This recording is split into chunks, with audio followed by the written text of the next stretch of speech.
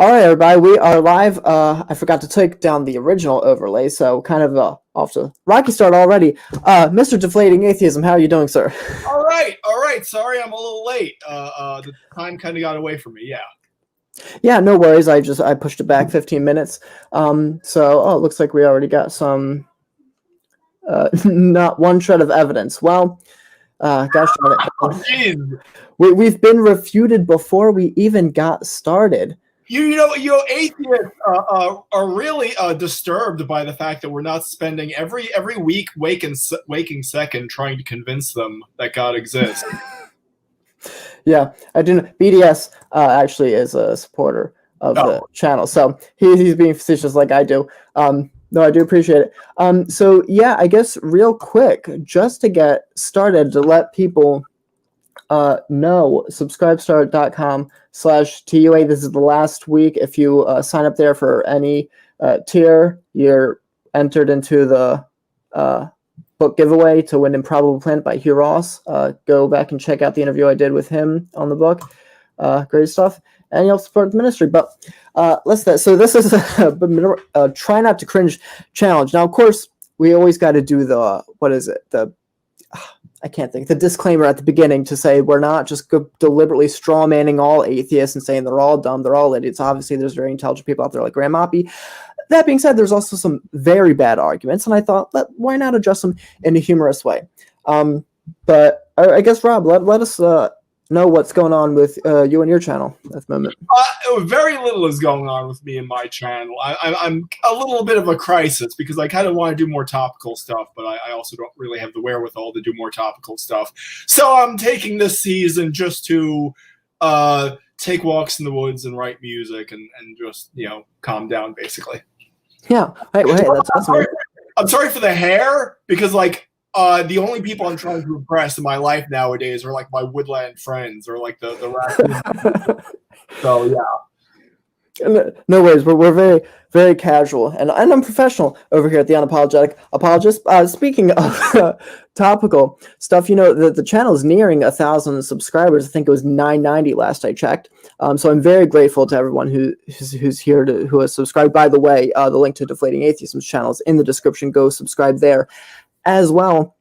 1,000 subscribers, so I hear, is where you can start monetizing your videos. And I guess just to completely cut myself off the feet before I even get there, Rob, do you have any political opinions, speaking of stuff lately? Yes, extremely controversial ones, in fact. Really? Yeah. Well, you're already canceled a priori for being a white male. I, on the other hand, because I always do live streams with Wicked Felina and Robert Freed. I swear these people cannot go 5 minutes without mentioning a certain very notorious world leader from the 1930s and 40s. You guys have to do this on my stream, okay? Yeah, well, while you may be a white male, I am 1,024th sub-Saharan African, so I get to check all the intersectional boxes there. But so, anyway, so just let people. Who knows? So yeah. I'm actually on my dad's side pretty much all Scottish, and then on my mom's side almost all Irish. So actually, as white as you could possibly be. That being said, so I wanted to make a point to make this authentic as we go through this clip, to not watch any of them in advance. So I can't promise anybody whether or not these are going to be good, whether or not, what the content is going to be, although I did try to make them short, so that way we don't just end up listening to like a 20-minute lecture by Richard Dawkins or something like that. So we're dealing with the heavy hitters. We're not just dealing with YouTubers here or something. A couple. One of them is two guys I don't recognize that I had a friend send me.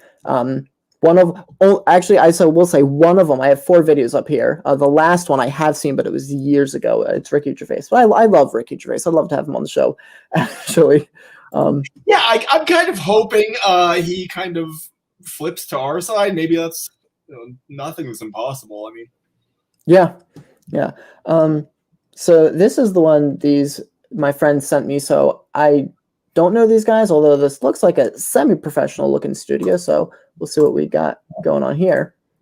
Very short clip.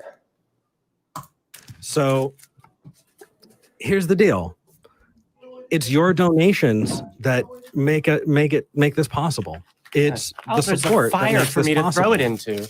And It's actually green if it screen. was, if it wasn't for you, if it wasn't for your donations and your support, we wouldn't be able to make do this happen. this. So thank you so much. We're going to continue to expose bad ideas and try and make it a little better, just like Jamie's improving upon his book. You can too. Please, if you would like to become a patron, go to patreon.com/talkheathen to me. That's patreon.com/talkheathen to me.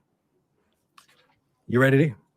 Actually, I just knocked out my my earbuds with this. All right. Well, actually, while you continue, most of the let's get just a couple more things. Yeah. Right. I was gonna say, I think I've gotten most of the genealogies. That's just for having to read them in school. Jesus Christ. In this episode, even if you're listening, you've definitely concluded that we've been sort of tearing pages out of the Bible and chucking them places. And after this, we may very well have a Bible fight. I'm all for it. There's enough people in the audience, but it's not because we hate any individual or any group. It's that these ideas in this book are bad and they tear people apart. And there's absolutely no good reason to believe that any of the claims in it are true. And family that are religious, one of my oldest friends believes specific things in this. Perhaps my oldest friend believes in a lot of magic and spells and woo. In fact, actually, even now, it's probably Spells are condemned by the Bible, by the way. Close to 50% of people that have made an impact in my life that believe this, and recognizing that there's no good reason to believe any of the things in this book or the Quran or any of these other ridiculous Notice you're not burning that one. Has made me appreciate humanity more. I love you more now that I don't believe any of this heinous crap. And I hope that one day you'll see that too. And that's why at the end of our show, we always say, for non-believers, there's a community for you. And for those of you that do believe, I don't hate you. Wait, hey, I'm doing a thing. I love you. Oh, all. But I do the love rings. Yeah, do the love rings. Right. What about the people on the other side of the wall? We want to thank them. Love rings. I can't hear you. Did you mute yourself? Your mic is muted. I said I don't condemn you. I'm just going to be incredibly condescending. Right. I'm sorry, I didn't mean to interrupt. No, don't interrupt. In fact, you don't have to mute your mic at all. I mean, if as you saw, I kind of just outbursted a few sentences during the clips there, and you're more than welcome to do the same. That was disgusting. That wasn't even like so much cringy. It's just disgusting. What I will say, this actually jumped out at me. I like the guy's suit. He had a three-piece suit that seemed very well fitted, so he could very well be the best dressed atheist I've ever seen. So he's got that going for him. Yeah, yeah. No, see, try going to the Middle East and burning a Quran, blasphemy laws and all that. Complain all you want about the Christians, but at least when we had our way, we weren't killing people for burning Bibles. Yes. So first off, he made a very tall claim. There's no good reason to believe anything. And okay, try justifying that claim, but he's not tearing up a Quran. So. Yeah, and I'm glad you love people more when you don't believe the studies. Hitler sure didn't love people more. Oh wait, but Hitler was a Christian. Don't forget that, Mr. Deflating Atheist. Well, at least you're saying it on your channel rather than on mine. So yeah. But you can pick Stalin, Mao, Pol Pot. Yes. Give or take. The hundreds of millions dead. You don't even have to include Hitler if he has to be controversial. I didn't really cringe there. I was just like, okay, and I like. I've never heard of either of those guys. I've never heard of their show. I don't know if the studio audience is just their friends gathered around. I don't know. What are they doing in 2018 with some prime new atheism 1.0 edgelordism? I don't know. Yeah, I don't know. The one guy did look familiar to me, but I've never seen that show before. Yeah. So anyway, not much of substance. That was painful, but just gross, basically. Yeah. Hopefully, well, this next clip is a Christopher Hitchens clip, so hopefully this one, at least we'll get something from him. There is a difference of opinion about how long our species in general has been on the planet. It's a flash of a second in evolutionary time. Richard Dawkins thinks it might be as long as 250,000 years. You make it 250,000. Francis Collins, the man who did the DNA decoding. And this is 4 minutes. You can call out pause at any point if you want to. Christian scientist, or rather, scientist who is a Christian. I won't make that mistake again. You know what Mark Twain said about the work of Mary Baker Eddy, the Christian Science writer, founder of it, her books? Chloroform in print, he said. This is a digression. It's a digression. Francis Collins says at least 100,000 years. We can show we've been around for that long. It's quite a long time. I'll take 100. Never mind. I don't need 250,000 for my point. Make it 100,000. 100,000 years, people have been, our species have been around on this speck. Born, usually dying, actually, a great number of them in childbirth, wouldn't have got beyond being born. For the first 80 or so, 90 or so thousand years, nearly 100, not living more than 25 to 30 years at the most, then probably dying of their teeth, if they were lucky, or of the other needless mammalian things that show us that we bear the stamp, as Darwin put it, of our lowly origin.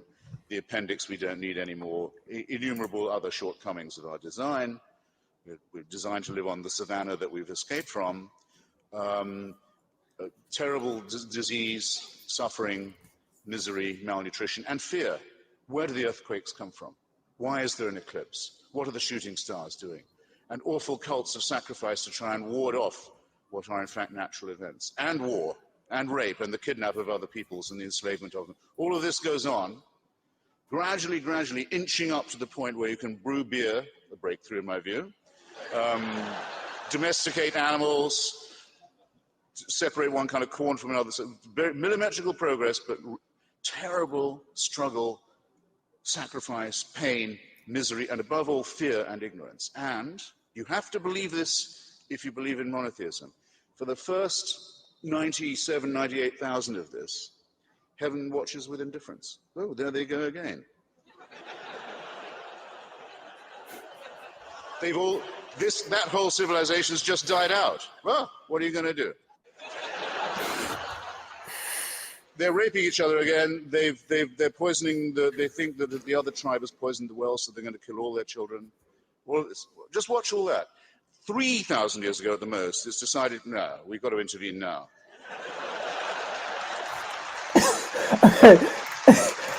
I'll give it to him. It's funny. I like that he thinks that we've actually all those things aren't still happening in the world, you know. Right. I mean, I'll give it to him. He genuinely made me laugh. But like, I don't know. I mean, depending on your view of Genesis, you know, if you take day age theory, where you know, I think I'd probably line up a lot with Hugh Ross on that. But it's like no, God was involved in human affairs. Like he was warning the Canaanites while they were burning their children alive, and then eventually judged them. You know, but it does make for a good laugh. You're like, well, there they go again. Yeah, well, according to Scripture, and there's no reason even otherwise to believe that God was not revealing Himself in some way. So that premise is kind of shaky right there. But he is going towards a point here. And okay. So I don't want to cut it off right here because he fair enough. Point. You have to believe it. You have to believe it, and the revelation must be personal, must appear. So we'll pick the most backward, the most barbaric, the most illiterate, the most superstitious, and the most savage people we can find in the most stony area of the world. We won't appear to the Chinese, who can already read.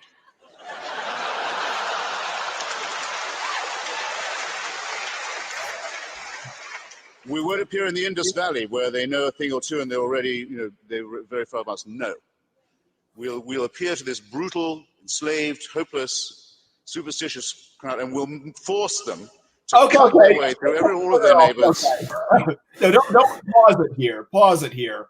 We have the whole thing about the cultural chauvinism, and I've discussed this before on my channel.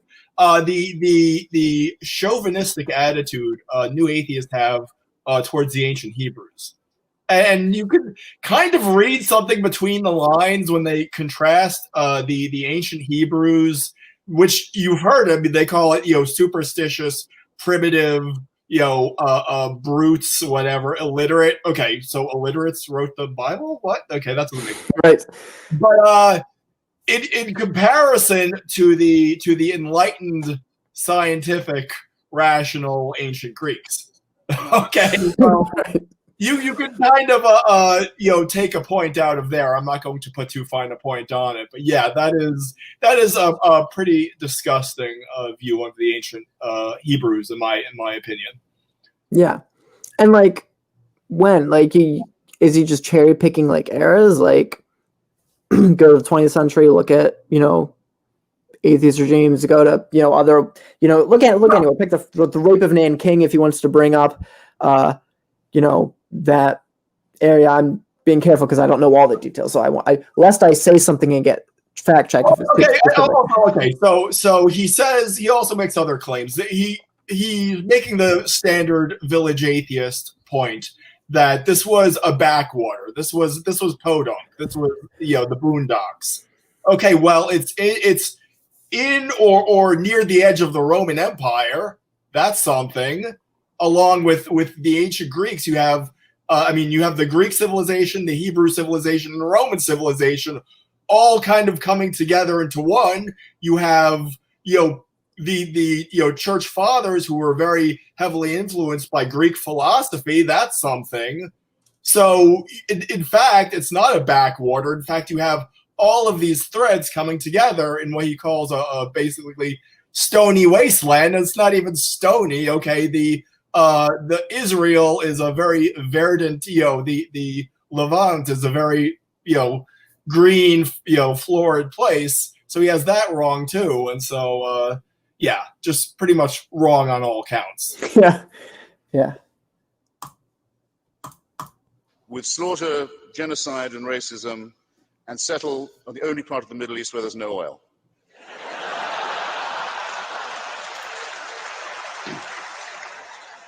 And all subsequent revelations occur in the same district. And without this, we wouldn't know right from wrong. Considering that God had to warn even the Israelites not to kill their children, they still did it. Yeah. I'm okay with that statement.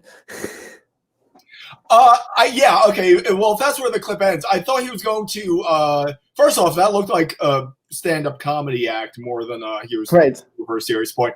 But in the clip I saw a long time ago, and William Lane Craig actually responded to it. He actually made a point that we had gone all that way until Jesus Christ came along, and so everyone else before then was just not deserving of Jesus Christ.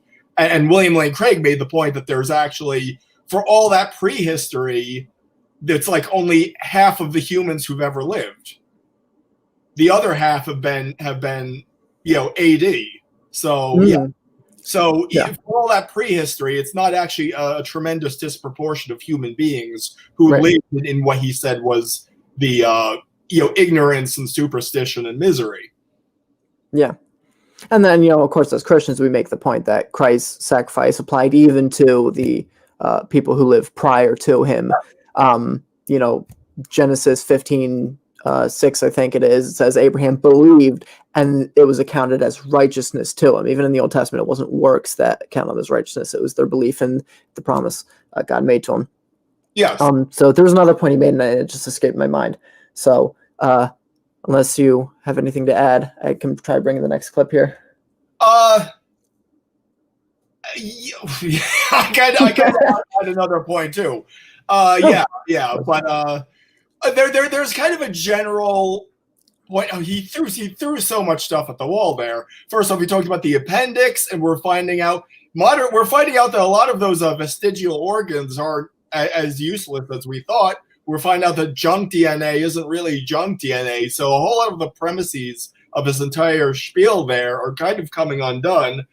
And he says, well, these civilizations rise and fall, and it's like, well, that's still happening. That's, species go extinct, civilizations, rise and fall. This happens to everyone. All species are going to go extinct eventually. All civilizations are going to fall. These aren't things that belong to the past. And so I think part of Christianity is kind of grappling with these problems, because death and suffering are woven into the fabric of Christianity, and it tackles these issues. Yeah. Yeah, and his point, he seemed to be saying it just kind of as an insult, where it was like, and you were supposed to believe that all this revelation continued to happen, within the same district. It's like, well, yeah, God was working specifically through a certain people to bring the Messiah through their bloodline. But then guess what? After Jesus, the ethic was universalized, and it actually wasn't excluded just to the tribe. Even in the Old Testament, there were rules about bringing other people from other tribes. They just had to recognize the practices of the Israelites and believe in the Hebrew God. And to his point, listen, atheists can get as mad at me as they want to for this. This is what we discussed this in the last time I had you on with Braxton Hunter. People say, well, without religion, we wouldn't know right from wrong. And he said, we're supposed to believe we wouldn't know difference between good and evil without this revelation. And, it's often the point made by some apologists. And, C.S. Lewis is famous for this point, where it's like, listen, you can know right and wrong because the moral law is written on your heart. So you don't necessarily need a Bible. And there is some truth to that. But I will be honest, where I do think C.S. Lewis a bit overstates the case there, which is, for most of human history, you could say extreme things like don't murder were written on our hearts. But guess what? That usually only applied inwardly, right, to your tribe. Things like don't steal, don't murder, these things didn't always apply to outside the tribe. And then things like forgiveness and mercy, these were not seen as virtues, they were seen as weaknesses. The ideas like mercy and forgiveness being a virtue, that is unique to modern Christendom. So yes, you do need revelation to tell you certain things are right and wrong, and I'm not apologetic for saying that. Yes. But let's see. By the way, can you get us in both in kind of portrait mode here, because I think we're kind of small. Yeah, thanks. Yeah, sorry. That's the one that automatically goes to when clip is X and I forget to check it. Hold on. Somebody had I like this. Bronze Age goat herders. Yeah. But to quote Dinesh D'Souza, one of my favorite guys, I think much like Ted Kennedy's underpants, Christopher Hart Hitchens' arguments are a bit stretched there. But let's go on this one. On this one, 6 minutes, which is a little bit longer, but it's Michael Shermer. As much as I do genuinely love Michael Shermer as a person, I'd love to have him on the show, but he can be cringeworthy sometimes, so this might be a good challenge for us. God, not vice versa. Michael, you're an atheist. Many of your best friends are atheists. You debate with people who believe in God. What are atheism's best arguments? The atheists who take a philosophical perspective use a different set of arguments than I would. They have has to do with the first cause and the prime mover, and they debunk all those. They sort of leave the theist arguments without any substance. Ergo, there is no God. The approach I take is more positive, actually, in the sense of there's actually positive arguments against the idea that there is a God, which is anthropological, psychological, sociological studies of religion. And so the fact that where you happen to be born tells us which God you believe in and which religion you adhere to. And the fact that there's 10,000 different religions around the world, at least, if not more, and thousands of different gods. That's a strong indication that we created God, not vice versa. The counter argument is that all of those different religions have a core concept of a supernatural agent of some kind, and that culturally that core concept is then expressed in different ways. And the very diversity and ubiquity was across the earth in every society that you're using against God would be used as a proof that there is a God, or some sort of a supernatural force that exists. Yeah, you're absolutely right. That is the argument that they make. And my counter to that is actually, no, we can look inside the brain and an evolutionary theory to explain why even that concept is constructed by humans and not vice versa. You That can, is, do we tell. made gods and God did not make us. Because, for example, if you stimulate certain parts of the temporal lobe, people will experience floating out of their body. They'll experience a sense presence. There's an invisible being in the room with me right now. I can just sense him here. And you can just poke around there and do brain stimulation. You can do it with like electromagnetic fields. You can do it through sleep deprivation, through hunger and starvation, high altitude. And so, playing the role of a theist, I'd say, well, of course there's that. If God's going to have a relationship with people, there has to be a way that God can direct evolution so that people will have a way to communicate. Do we have... It's not a miracle that I see. I have to have eyes to see. So if I'm going to have a relationship with God, there has to be a part of my brain to do that. Good argument. And that is the argument that they make. So, and then I come back and say, okay, but if God did it that way, why is it that somebody born in India doesn't believe in your God at all? He believes in Ganesha, the blue elephant god. But why would God have done it that way? Okay, I'm going to pause it here only because I'm going to lose track and forget to make a response. Yeah. But right there, he just dodged the point completely. But I'll let you go first. No, please, say what you have to say. But I was just saying, so this other guy, I'm almost sure he's not a Christian. I don't know if he's a theist or not. I know I've seen him before when he interviewed William Lane Craig, but I would say he's doing a very good job pushing back some of Michael Shermer's arguments. But so I like how the first thing Michael Shermer says is, some of the best arguments against atheism, are just refutations of theistic arguments. It's like, well, that doesn't necessitate that there is no God just because some arguments are bad. But then he says, I take a positive approach and I take positive arguments for atheism. I'm like, good, that's the way to do it. What's your best one? Well, many people, if it depends on where you're born. Yeah. Really? Really? And yeah, I agree with this guy. Like, you have to have a capacity in your brain. Like, you can do things in the brain to make you see different objects. Like, maybe you could make somebody see a guitar that's not really there, or hallucinate, I don't know, a coffee cup. Are we supposed to conclude those things don't exist? Well, when I suspect this was recorded, do you remember the God helmet when that was the talk of all the atheists? It was about maybe 10 years ago or even more than 10 years ago. But yeah, some scientists said that they had the God helmet, that you could wear it and it would give you a mystical experience.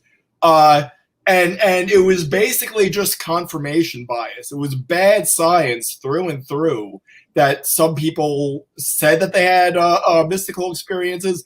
Richard Dawkins wore it, and then supposedly he said this was going to kill religion because we had the God helmet. We could prove, as a matter of natural science, that mystical experiences can be triggered with cathodes attached to the head.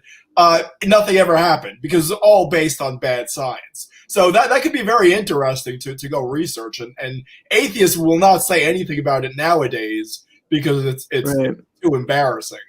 But yeah, so that's one thing he said. I wish I had a notebook and was writing down everything he was throwing against the wall, because there was a lot of stuff there. Yeah, I know one thing. I mean, just going back to this idea that it depends on where you're born, and I know this is a point William Craig brings up all often too. It's like, well, depending on where you're born, you might think, I don't know, communism is better than Exactly. free market enterprises. It sucks. And if you're brought up in the West, you might think free market enterprises are better. Is that belief just, throw that out the window because, no, we can objectively verify these things. The one thing, and of course, who was one of the biggest Christian apologists of recent memory? It was Rabbi Zacharias, who was born in India.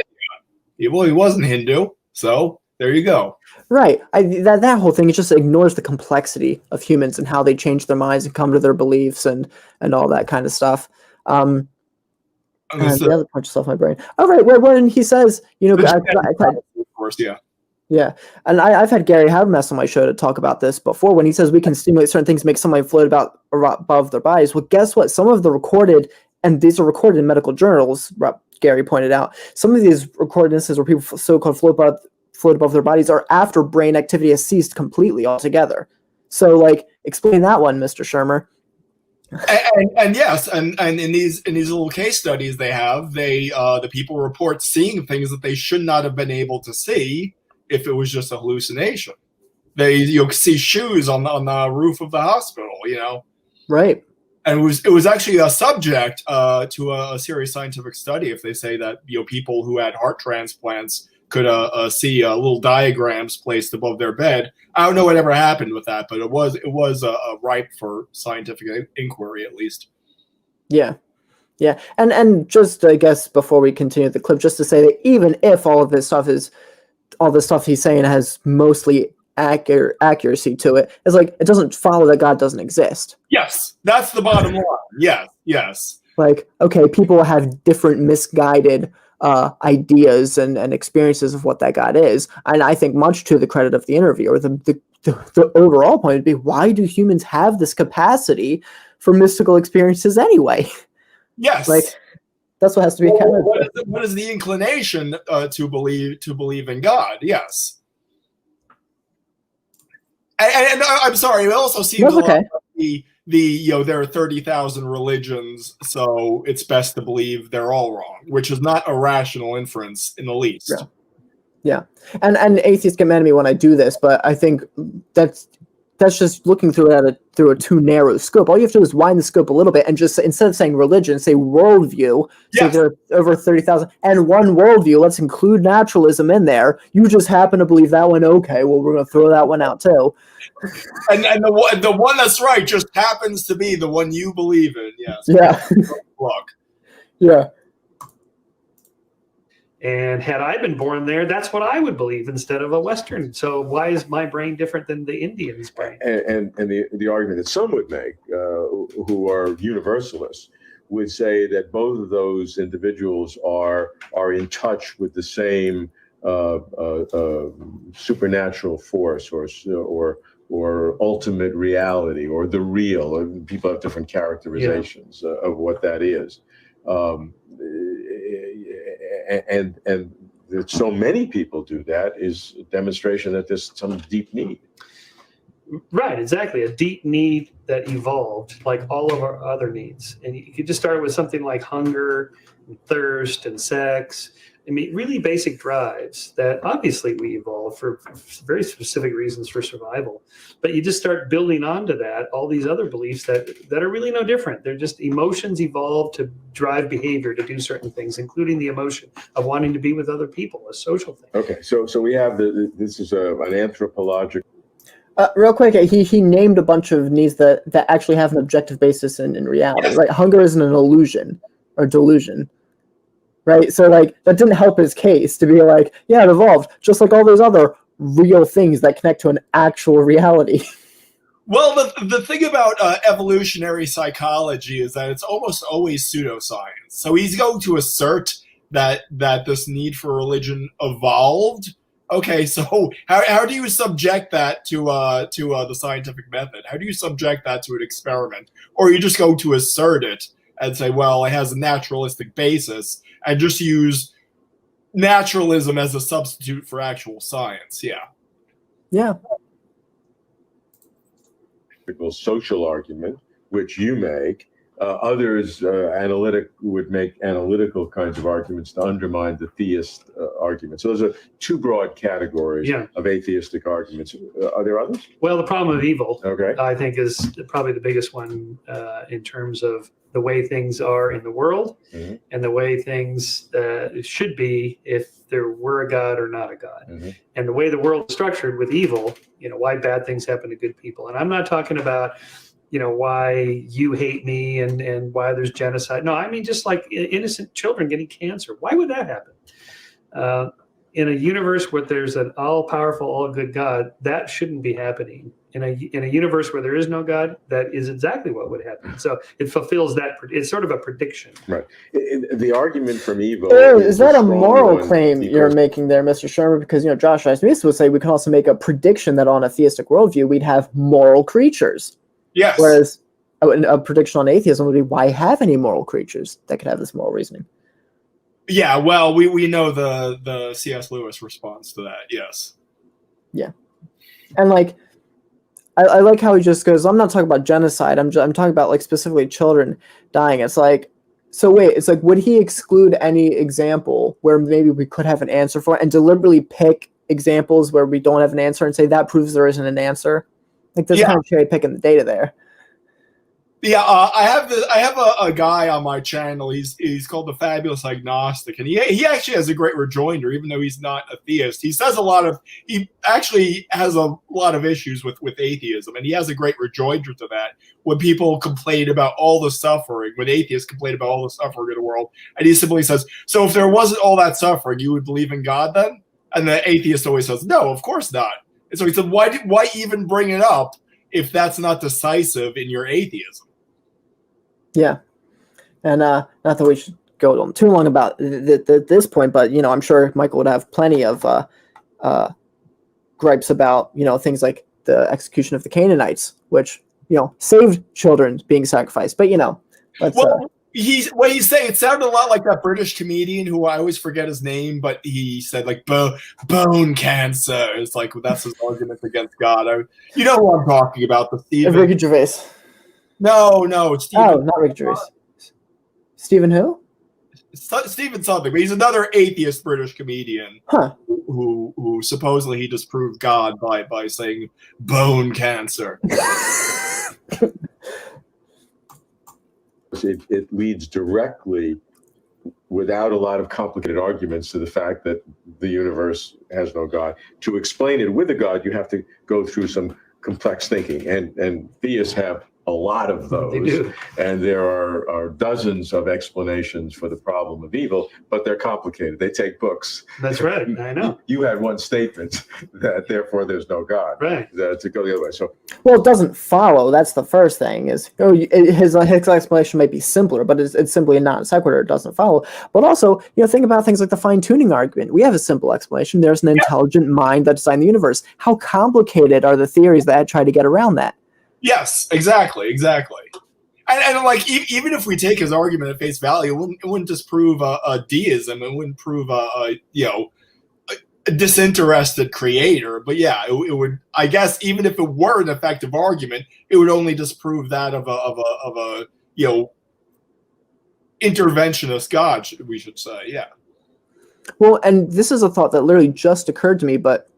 When Richard Dawkins says the God of the Old Testament, he gives all the isms. He's genocidal. He's a maniac. All these things. Well, it doesn't. The problem of evil doesn't disprove the God that they're claiming is the Christian God.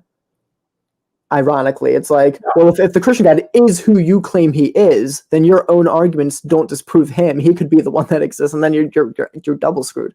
Yeah. So. Now, so that's three. Would you say those are the three core kind of approaches for atheists? Are there any others? The cosmological arguments that are still a little iffy because we don't know enough now. But the idea that universes can pop into existence out of nothing, out of the quantum foam fluctuations, because nothing is actually not nothing, but it's quantum physics and so forth. At the Planck scale, nothing is actually teeming with energy and things pop in and out of existence. Maybe that's where universes come from. Or maybe there's multiple universes, the multiverse of various kinds. But what those really do is they just remove the need for a God. We cut it off there. Okay. Yeah, okay. Sorry, go ahead. Okay. Look, even if you think God is a magic sky wizard, I will grant you that premise. Let's say I will grant you your premise that Christians believe God is a magic sky wizard. That is still a more rational belief than what he just said. Yes. That the universe came from nothing. That is also a quantum vacuum that has energy fluctuations and is nothing. That makes no sense at all. And of course, this is all Lawrence Krauss. It's like he's right. He's like a vegomatic of all like bad atheist thinking. It's like Lawrence Krauss, Richard Dawkins, some British comedian, and it just all comes out. Yeah, this is hurling the elephant basically. He's just throwing everything at you.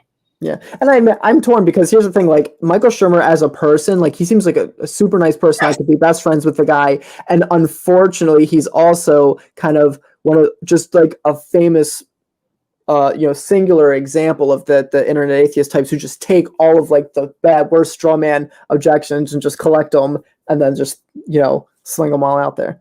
Yeah, I've seen presentations he's done where I thought he was a really personable guy. Yeah. So this is a longer clip. Is there more to that? Because I mean, we didn't address half the stuff he was saying, but is there more to the end of that clip? There's like a few seconds left. Okay. So we won't go through this entire thing because it's 10 minutes, and obviously we won't go through the whole thing. But I do want to just click on it and see what's in it, because it says Richard Dawkins, quote, "Somebody as intelligent as Jesus would have been an atheist." So I can't help myself.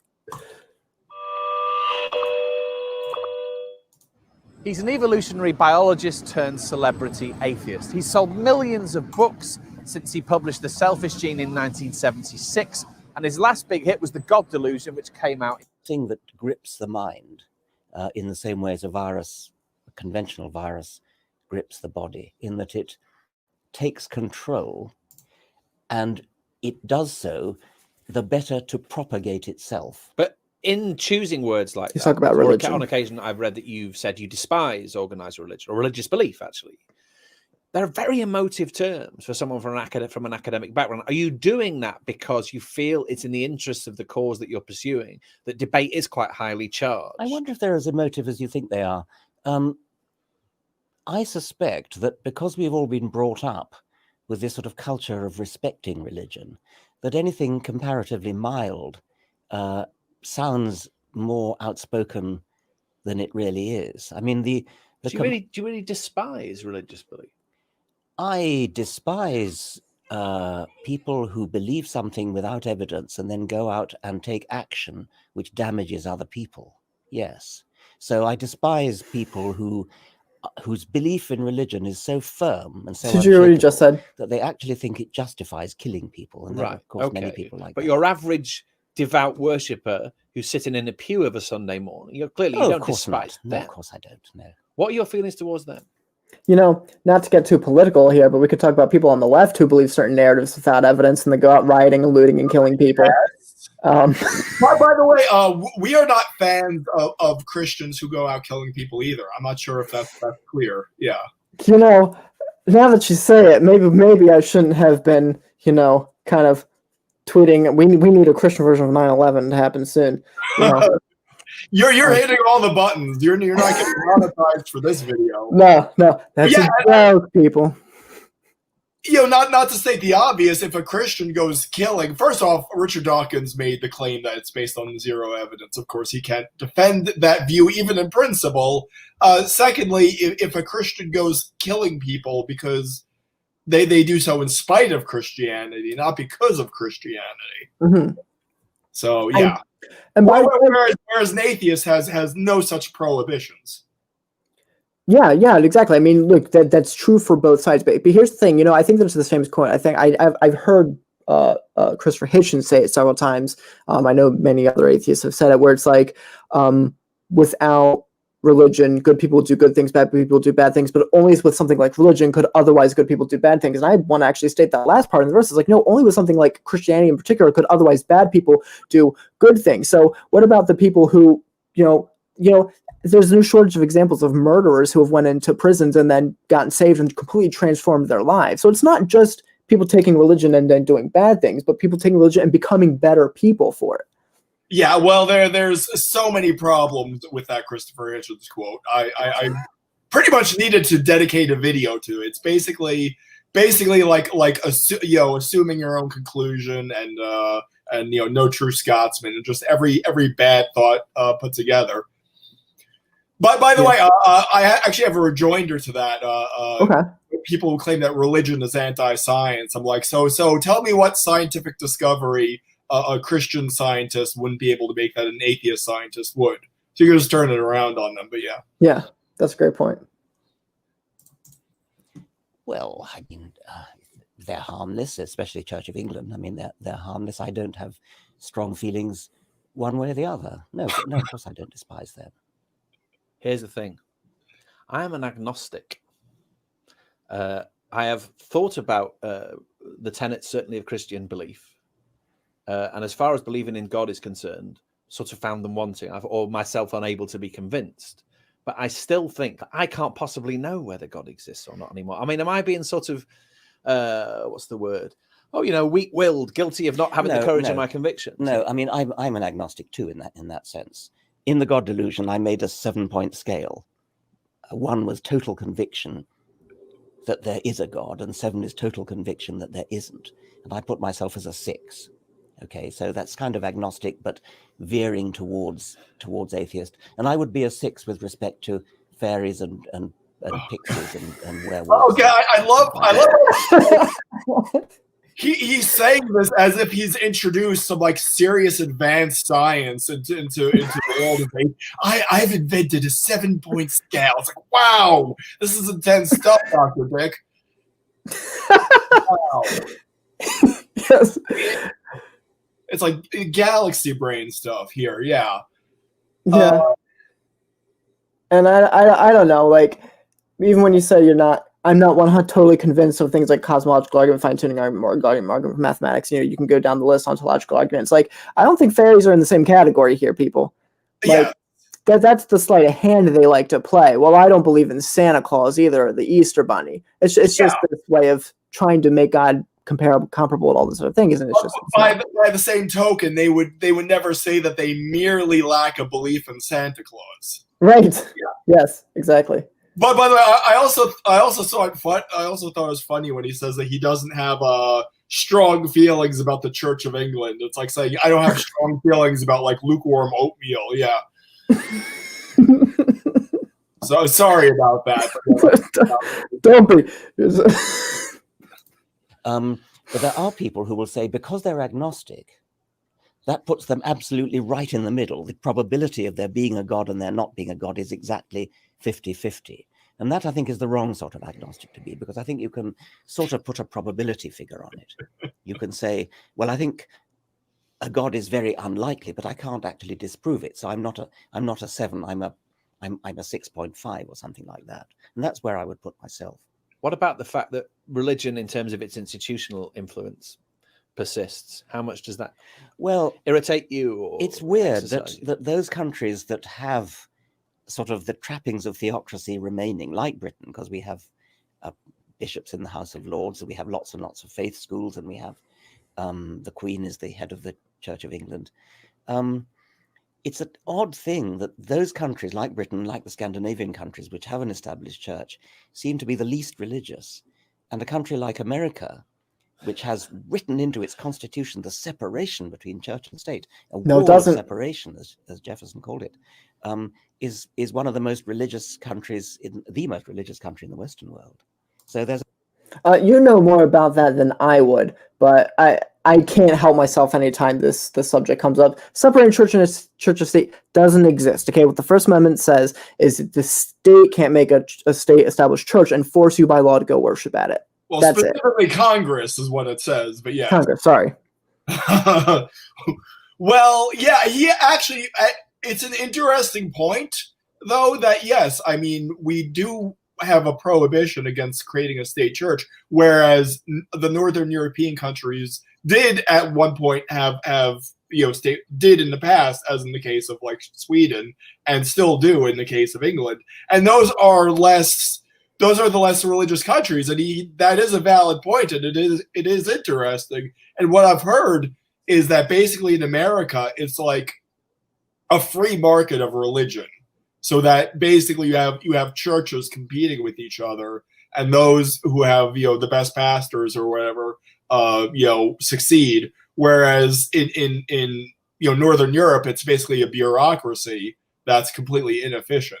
So yeah, I've actually heard a kind of libertarian free market explanation for why that's the case. Yeah, that's interesting. I didn't know. There's an odd negative correlation with what you might naively expect. Get to Jesus. In Britain, where religion is part of the establishment, it's become sort of boring. Whereas in America, where there's the wall of separation, religion has become free enterprise. And so you have mega churches with their own television stations, their own creches to look after the children, their own gyms, They become huge commercial enterprises, tax-free, by the way, which helps with the televangelists having private Lear jets to jet around in. And hey, Richard Dawkins, is your the Richard Dawkins Society for Science and Reason, is that not a 501c3 nonprofit organization? Right. Just throwing it out there. There are a lot of atheist nonprofits that use the exact same tax exemption as every church in America. So yes. Oh, somebody's watching who said he was going to be asleep because he lives in Britain, and he was messaging me. Sorry, I didn't mean to get distracted by that. He has stuff to say. Put in the comments, and I'll be able to put it up on the screen. Posh cars and things. It's not tea and biscuits. It's a very, very big business, religion in America, whereas in Britain, it's become... to politics. The state has to act. Perhaps things have to be legislated for. And yet, I mean, there was a hell of a fuss when Ed Miliband recently said he was an atheist. There's a sort of, it goes back to what you said before, I think, about not offending religious sensibilities. Yes. There's a sort of twitchiness about religion. I think that's still. True. Yeah, I think that is And then true. I suppose my question, given the amount of energy you expend on this issue, how you aim to get over that? Because it does stand in the way Yes. of society achieving the sort of shape that someone like you would like it to achieve. Yes. And my colleague Dan Dennett coined the phrase belief in belief. Lots and lots of people are not religious themselves, but they've got a vague idea it's a good thing that other people are. It's very patronizing and condescending, by the way. It's sort of the attitude, well, you and I, of course, are too intelligent to be religious, but the common people need it. And there are a lot of people who actually think that. A lot of people think that we need religion in order to be moral. There are a lot of people who think that if you took religion... Hey, guess what, Richard Dawkins? You need it too. You just take it for granted because you were raised in a westernized culture that was built on Judeo-Christian values. And so it's funny, he's saying, oh, we don't need it because we're too intelligent. It's like, no, everybody does. Well, no, that's the way I heard it at first, and then I realized he was actually characterizing the believe in belief people. Okay. So I would say that, yeah, Richard Dawkins is definitely very condescending, but when he said that, he was actually describing the people who say, well, religion is good for society. I see. I don't believe it. But yeah, I don't like those people either. And I think for parents who aren't religious, who raise their children that way anyway, I don't think it's that good. It's probably better than raising them in a completely godless upbringing. But like if parents have no respect for Christianity but make their kids go to church anyway, I think their kids are probably going to fall away when they hit 13 or so. Yeah. I'm still waiting for him to say the thing about Jesus. That's why I clicked on this video. Way people would start, rushing around, smashing shop windows and robbing and raping and things like that. No evidence. Oh, well, we see that. It's already happening. Quick, yeah. I don't know when this video is taped, but very timely that we need to play it now, because that is exactly what happens when you strip an entire community of purpose, and then feed them a false narrative and give them something to band together behind. Absolutely none. So I think one important thing we've got to do is to prize apart religion from morality. It's absolute nonsense to say that you need religion in order to be moral. And so I think that would be one major step we could take. You don't need to send your child to a faith school in order to instill in that child a sense of morality, a sense of good citizenship. But you do need the religion to build the morals into the culture for you to then teach your kid the virtues, but say we don't need the religion. It's like, no, that's not how it works. For whatever reason, even in a secular country like this, we have arrived at a point where there's a sort of latent belief within the popular consciousness that to be scientific is to somehow be sort of desiccated and dry and to miss out on the magic and mystery of one's experiences and the world and so on. You dispute that, right? So not only dispute it, I mean, it's just the exact opposite of the truth. Science is wonderful. Science is amazing. The fact that you could understand why you exist, who could not be turned on, who could not be excited by that? Who would ever want to live in a world where you live your life, you go to work, you go to the office, whatever it is, you go to the football match, and this goes on year after year, and then you die? and you don't have any understanding of why you were there in the first place. That's desiccated, that's dry. What is not dry and desiccated is coming into the world, as it were, awakening in the world, and awakening in the fullest sense of seeing the universe, seeing the stars, seeing down a microscope, seeing what's inside every single cell, seeing what's inside the brain, and marveling at this wonderful gift of life that we have, albeit temporarily, marveling at this gift of understanding why we exist and rejoicing in it for as long as we do exist. Well, darn it, he never got to the Jesus part, which was the title of the video. But well, it's funny because I thought Christopher Hitchens was going to get to a Jesus point, that Jesus part that he never got to either. So we're both remembering the longer clips. But yeah, you could say what you have to say. Well, no, I was just gonna say. I mean, that's just pardon my French here. Ass backwards, the way he's describing the two worldviews. It's like, no, we who believe God did create the things and created all the wonders of the universe down to the cell that we can study and appreciate and see all these things. Whereas, on the atheist worldview, you might say, oh, well, it's just dry. You just go to your football game, you do this, and you die. Well, that is what they say all the time. They say you can make your own purpose. Maybe your purpose is to go to as many football games or be a famous football player and make money. Like, he just described the worldviews backwards. Yeah, well, in fairness to him, that whole last question and answer was not specific to religion or atheism. He was not saying, well, you have to be an atheist to believe this. So I'll say that in fairness. That was not his point. He was just saying, science is an added value to our lives, and I could agree with that. I don't necessarily have a problem with that. What I think it's kind of funny is that he's so discomfited by the notion of going to work and go to a football match and then dying without understanding science. Okay, so we then much better than that is to go to work and go to a football match and maybe understand something about science and then just die anyway, and just all that memory, all that knowledge is wiped out. So doesn't seem like that huge of an improvement, but yeah, everyone. Well, I might have misunderstood the question. And of course, because I was skipping chunks of it, but I thought the question was something in like the complaint of religious people that if you take God out of the picture, it strips the mystery and things out of life. And then we're struggling saying, well, on our worldview, you have science, you don't need God. So I was kind of thought that. When you listen to the question that the interviewer asked, he didn't say anything about religious people at all. That's the thing. Yeah.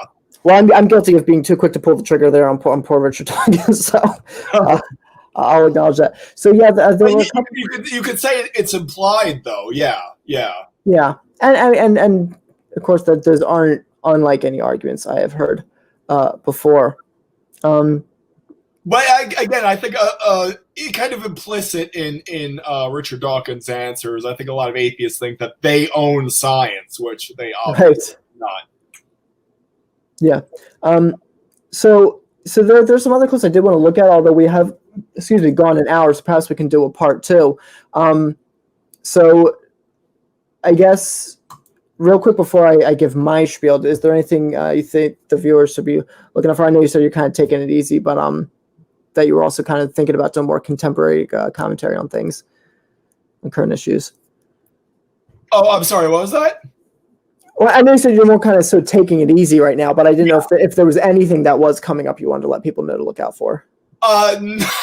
No, okay, no worries. I'm sorry. No, don't worry about it. Just so, so for this channel, if you're new to this channel, click subscribe, click the notification bell, because subscriptions don't mean a whole lot, especially after this live stream. I've really certainly not given the YouTube algorithm much to work with in terms of getting myself more popular. I want to say for both the unapologetic apologist and myself, check to see if you're still subscribed, because YouTube is unsubscribing people like crazy. Yeah, that's happened on my channel a couple times. So yeah, check to see if you're still subscribed to this channel.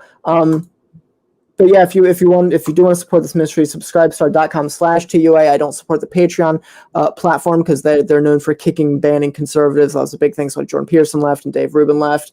So I don't support the platform. And if you sign up this week for any tier, you will be entered to win the book giveaway in Probable Planet, Dr. Hugh Ross. Deflating Atheism, thank you so much for being here, brother. And we'll do a part 2 sometime. And Sure thing. yeah, God bless, man. Thank you so much.